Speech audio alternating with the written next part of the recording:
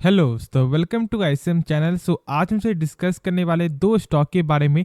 पहला आपका होने वाला है बजाज फाइनेंस और दूसरा आपका होगा आईईएक्स। तो इस वीडियो को जरूर से अंत तक देखो, लेकिन उससे पहले इस चैनल को सब्सक्राइब कर सकते हो और इस वीडियो को लाइक करना यदि आपको ये वीडियो पसंद आए। तो चलो फिर डिस्कस करते हैं पहले बजाज फाइनेंस के बारे में। अब देखो, मैं यहाँ पे ज़्यादा वीडियो को लंबा नहीं करना चाहता, जो जो यहाँ पे फैक्ट है मैं वही आपको बताऊंगा। तो देखो, सबसे पहले यहाँ पे क्या है कि आज आपको यहाँ पे गेन देखने को मिला है ऑलमोस्ट आपका 2.25% तक। ठीक है, तो क्या अब इस लेवल से क्या बाई करना भी सही रहेगा फिर नहीं रहेगा? तो देखो, यहाँ पे टेक्निकल जो है ना वो यहाँ पे अभी कमज़ोर है। अब ऐसा क्यों? क्योंकि देखो यहाँ पे 5800 के नीचे है। ठीक है, यानी कि ये अपने सपोर्ट के फिलहाल अभी नीचे आपको देखने को मिल रहा है। तो अभी आपको यहाँ पे वेट करना है। अब देखो, वेट यहाँ पे उनको करना है जो लोग शॉर्ट टर्म के लिए यहाँ पे बाई करने के लिए सोच रहे हैं। यदि आपका पर्पस जो है शॉर्ट टर्म के लिए नहीं है, लॉन्ग टर्म पर्पस है, तो फिर आपको यहाँ पे एसआईपी करना है। ठीक है, यानी कि यहाँ पे आप जो भी आप 10% पैसा लगाओ या फिर यहाँ पे आप 20% पैसा लगाओ, 25 लगाओ, कोई दिक्कत वाली बात नहीं। कंपनी शानदार है। अब देखो, मैं यहाँ पे कभी भी कोई कंपनी को पहले ही नहीं बोलता कि यहाँ पे शानदार है। अब मैं यहाँ पे इसलिए बोल रहा हूँ क्योंकि देखो, इस कंपनी का जो खास खास जो चीज़ है, जो मैंने लोगों को हर वीडियो मैंने आपके साथ यहाँ पे शेयर किया है, लेकिन जो मुझे यहाँ पे आपको फिर से आपको यहाँ पे आपको ये बताना पड़ता है, और उसका कारण क्या है, बहुत से लोग यहाँ पे नए देखते हैं तो उनको भी यहाँ पे जानना जरूरी है। देखो, सबसे पहले यहाँ पे कंपनी का जो एनपीए है, यानी कि आपका नॉन परफॉर्मिंग एसेट, एक गजब का यहाँ पे देखने को मिलता है। ये एक बेहतरीन नंबर है। अब देखो, शॉर्ट पे समझो कि ये होता क्या है। इसका मतलब होता है आपका बैड लोन। अब बैड लोन से तो आपको समझ में आ रहा है, यानी कि एक खराब कर्ज जो आपका किसी का काम का नहीं है। यानी जैसे कि मान लो बैंक आपको लोन दे रही है, ठीक है, तो आप जो है ना एक भी किस्त पे नहीं करते हो 3 महीने तक, तो बैंक को तो लगेगा कि उनका पैसा मिलना बहुत ही कम चांस है, यानी कि ना के बराबर है, और यदि नहीं तो मिलेगा भी तो बहुत यहाँ पे कम चांस से ही देखने को मिल रहा है। तो आपका बैंक का जो बैड जो लोन है, यानी कि एनपी है, वो यहाँ पे लगातार बढ़ता हुआ दिखाई देगा। और आरबीआई के अनुसार, ठीक है, क्या नियम है, 3% से ज़्यादा नहीं होना चाहिए।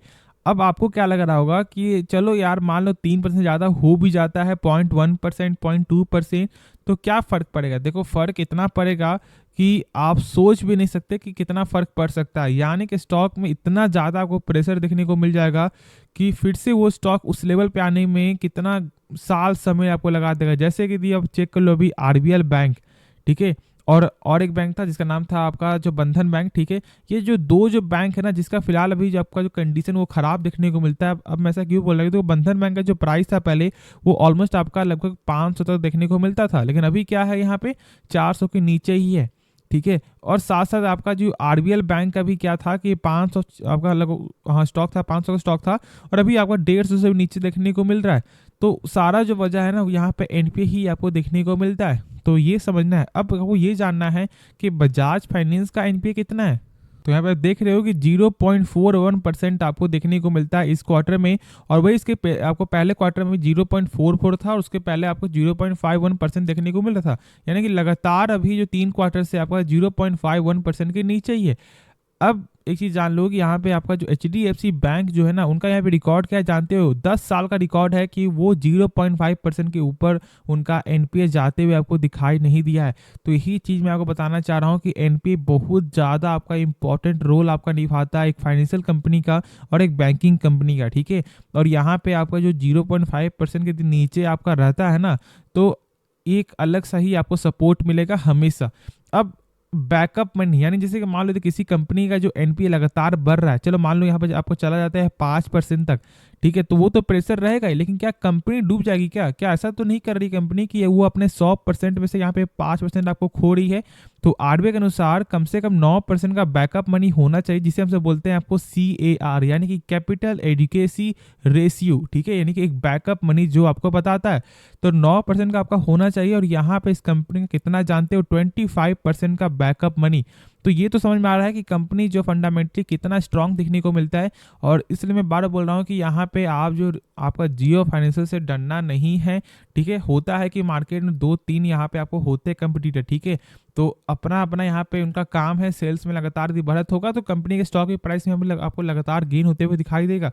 अब ये नहीं कि डर से यहाँ पे अभी ही आप स्टॉक को सेल कर दो, तो फिर हो गया, तो फिर आप स्टॉक मार्केट से फिर आप यहाँ पे पैसा कैसे बनाओगे? तो ये चीज़ आपको नहीं होना चाहिए। कंपनी के बारे में मैंने शुरू से ही बेसिक सारा कुछ मैंने बताया है, और यहाँ पे जानते हुए भी यहाँ पे केआर चौकसी ने भी जो टारगेट दिया था आपका 8,100 का, और साथ साथ यहाँ पे आपका एक्सिस सिक्योरिटीज ने जो टारगेट दिया था वो यहाँ पे आपको 7300 का। अब ये टारगेट दिखाकर, ये टारगेट बोलकर मैं ये नहीं बोलना चाह रहा कि यहाँ पे आप बाई कर लो, नहीं, ये बस टारगेट उनके लिए है जो लोग यहाँ पे आपको पैनिक हो रहे हैं, और मैं ये नहीं चाहता कि यहाँ पे आप पैनिक हो, ठीक है। यदि आपने बाई भी किया एक हाई प्राइस पे, देखो एक चीज़ जानू कि जब ये बजाज फाइनेंस ने जब 2016 में जब आपको स्टॉक स्प्लिट और जब बोनस जब आपको दिया था, तो उस समय स्टॉक का प्राइस था आपका 10,000, और 10,000 से आपको आ गया था 1,000, ठीक है।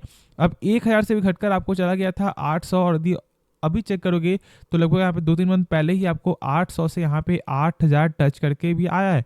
तो वही चीज़ है, सारा गेम है पेशेंस का है, टाइम का है, और टाइम देना है। तो ये एक ऐसा नहीं कि आप जो स्टॉक के बारे में कुछ जानते नहीं हो, उसके बारे में कुछ नॉलेज नहीं रखते हो, और उसमें आप टाइम दे रहे हो, लॉस हो रहा है, तो नहीं, कंपनी के बारे में जानो समझो। बाकी जो भी डाउट है तो आप कमेंट जरूर मुझसे पूछना, मैं उसका रिप्लाई भी जरूर दूंगा, और नहीं तो यदि ऐसा बताने लायक नहीं होगा तो मैं उसके बारे में वीडियो भी बना दूंगा। तो चलो फिर नेक्स्ट स्टॉक के बारे में डिस्कस करते हैं। हमसे यहाँ पे IEX के बारे में, देखो मैंने कहा था कि जब तक IEX का लेवल जो है 150 के ऊपर आपको जो सस्टेन नहीं करता है, तब तक बाई मत करना। अब देखो यदि आपको 2 दिन आपका जो लगभग 150 के ऊपर था, लेकिन आज यहाँ पे आपको गिरावट देखने को मिला, और फिर से 150 के नीचे ही ये स्टॉक आपको आ चुका है। तो इसलिए मैंने कहा, देखो अब ये मैं नहीं बोला चाह रहा कि यहाँ पे कंपनी खराब नहीं, और मैंने शुरू से आपको बताया कि कंपनी का जो आपका फंडामेंटल है ना, वो यहाँ पे बेहतरीन देखने को मिलता है। बस 2 चीज़ यहाँ पे खराबी है, या ऐसा हम बोल सकते हैं यहाँ पे 3 चीज़ खराबी देखने को मिलता है। देखो सबसे पहला यहाँ पे क्या खराबी है, वो है आपका यहाँ पे प्रमोटर नहीं, यहाँ पे FI, क्योंकि देखो इस कंपनी का यहाँ पे प्रमोटर है ही नहीं, तो यहाँ पे इस कंपनी का जो FI से जो होल्डिंग है ना, वो यहाँ पे आपको लगातार ही कम होते हुए दिखाई दे रहा है। और जो दूसरा है वो आपका सेल्स है, ठीक है। सेल्स में भी यहाँ पे ज़्यादा कुछ आपको फर्क देखने को नहीं मिल रहा है, और यहाँ पे कम ही देखने को मिलता है आपका ईयर ऑन ईयर के वाइज से। और साथ साथ आपका जो टोटल जो एसेट है वो भी यहाँ पे 2 क्वार्टर से यहाँ पे सही देखने को नहीं मिल रहा। अब देखो यहाँ पे मैं ऐसा नहीं बोल रहा, और मैं ऐसा नहीं कर रहा कि यहाँ पे आप डर जाओ, शेयर को सेल कर दो, नहीं, जो सही है बस मैंने वही आपके साथ यहाँ पे अभी तक जो है शेयर किया है। तो क्या अभी बाई करना सही रहेगा, तो मैंने उसके बारे में बताया कि जब तक 150 के ऊपर ना जाए तब तक यहाँ पे बाई मत करो। और बहुत सारे ब्रोकर भी यहाँ पे अभी होल्ड ही रेटिंग दे रहे हैं, और ये आपको समझना है। अब यदि कुछ मैं आपको पहले का कुछ न्यूज़ जो मैं आपको यहाँ पर रिकैप करवाऊँ, तो जानते हो कि आपका लगभग यहाँ पे सरकार का एक बड़ा आपको बयान आपको आते हुए दिखाई दिया। उनका ऐसा मानना है कि जो कोल बेस्ड जो भी पावर प्लांट है उसका अभी डिमांड आपको बढ़ सकता है, ठीक है। और इसके लिए यहाँ पे आपको तैयार होना है, और इसलिए यहाँ पे आईएक्स में यहाँ पे जो गजब की यहाँ पे गेन भी आपको देखने को मिल रहा था। अब देखो मैंने जो बताया अभी कंपनी का 3 मैंने आपको बताया खराब, लेकिन यदि कंपनी का यदि आप जो सही जानोगे ना, तो आपको समझ में आया कि हाँ कंपनी कैसी है कैसी नहीं है। तो चलो फिर उसके बारे में कुछ जानते हैं। पहले देख लो यहाँ पे ROC, ठीक है।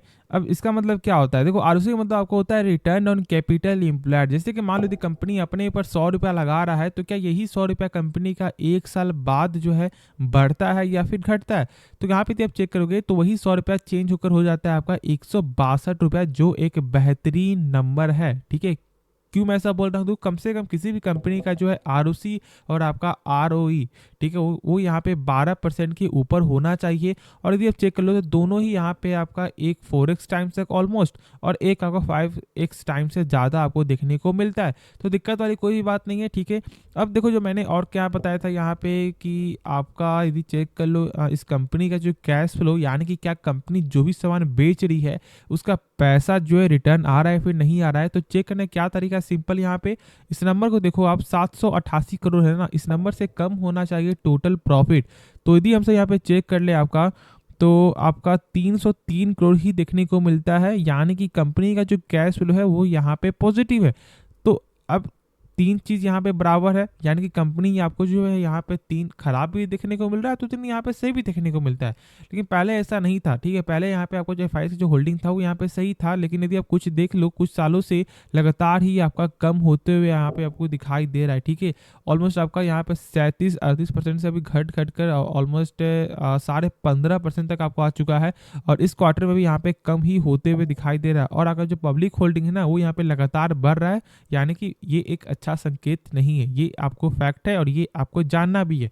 लेकिन कंपनी बराबर चल रहा है, और मैं इसलिए बोल रहा हूँ कि अभी आप होल्ड करके चलो, जब तक यहाँ पे सस्टेन नहीं करता है तब तक बाई बिल्कुल ही मत करना। और यदि बाई करने के लिए सोच रहे हो तो एक बार जरूर से आप मुझसे पूछ सकते हो, मैं उस समय देख कर भी आपको बता दूंगा यदि मैं यहाँ पे भूल रहा हूँ जैसे मान लो मैं आपको 3-4 दिन मैंने यदि इसके बारे में नहीं देखा, तो आप कमेंट ज़रूर करना यदि बाय करने से पहले, तो मैं उसके बारे में आपको देखकर बता भी दूँगा, ठीक है? तो चलो फिर इस वीडियो को अंत करते हैं, लेकिन उससे पहले इस चैनल को आप सब्सक्राइब करना और इस वीडियो को लाइक करना यदि आपको ये वीडियो पसंद आए। तो मिलते हैं नेक्स्ट वीडियो में, तो तब तक के लिए धन्यवाद।